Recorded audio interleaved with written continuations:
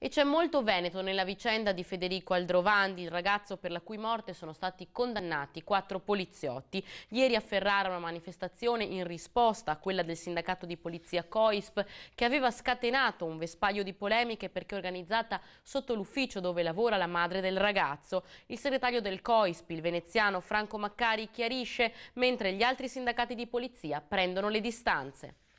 I poliziotti ogni giorno garantiscono la sicurezza dei cittadini e non devono essere assolutamente queste prese di posizione strumentali di pochi sindacalisti che compromettono quella che è un'attività seria di controllo del territorio, di prevenzione dei reati. Insomma, questa manifestazione del COISP proprio non ci stava. Temono ripercussioni i sindacati di polizia dopo la manifestazione del COISP mercoledì a Ferrara. Una cosa, dicono, è manifestare solidarietà ai colleghi per cui non sono state applicate le misure alternative al carcere e che ora si trovano detenuti, altra è ferire la dignità di una madre che ha perso un figlio.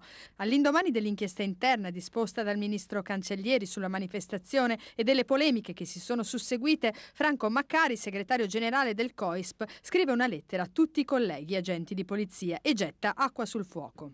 Quel giorno stesso, anche con l'aiuto del questore, del prefetto e anche del vice capo della polizia, ho cercato di mettermi in contatto subito con la madre, la quale ha ritenuto di non parlarmi. Io ho fatto avere i comunicati, io ho fatto parlare tramite altre persone, non ha ritenuto di crederci. Noi veramente non ho il motivo, poi non è oggetto di discussione il dolore di una madre al quale va tutto il massimo rispetto, indipendentemente purtroppo dalla situazione tragica nella quale è avvenuto.